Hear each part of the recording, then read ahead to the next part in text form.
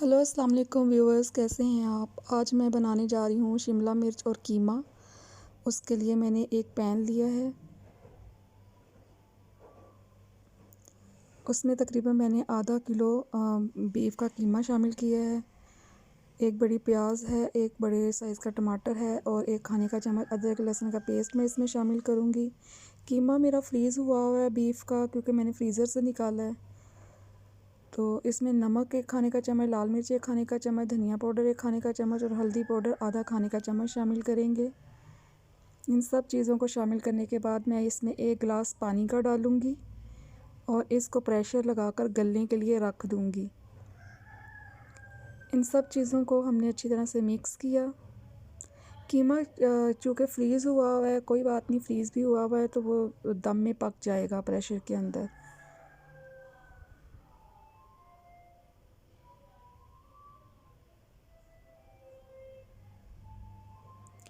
یہ میں نے ساری چیزیں ڈال کر اس کو پریشر لگا دیا ہے۔ یہ تقریباً 15 سے 20 منٹ تک میں اس کو پریشر لگاؤں گی، پھر 15 منٹ کے بعد ہم اوپن کریں گے۔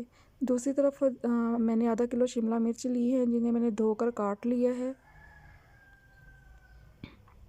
یہ دیکھیں ہمارا جو قیمہ ہے وہ گل چکا ہے اور باقی جو پیاز ادرک وغیرہ ہے وہ بھی گل چکے ہیں۔ اب میں اس کے اندر گھی شامل کروں گی۔ گھی شامل کرنے کے بعد ہم قیمے کی اچھی طرح سے بھونائی کریں گے۔ یہ دیکھیں میں نے قیمے کی اچھی طرح سے بھونائی کر لی ہے، مطلب اس کے اندر سارا مسالہ وغیرہ مکس ہو چکا ہے۔ جب قیمے کی بھونائی ہو جائے تو اس میں ہم شملہ مرچ شامل کریں گے۔ شملہ مرچ شامل کرنے کے بعد میں اس کو 15 سے 20 منٹ کے لیے دم پر پکنے کے لیے رکھ دوں گی۔ یہ دیکھیں ہمارا جو قیمہ ہے وہ دم پر پک رہا ہے اور شملہ مرچ بھی گل رہی ہے۔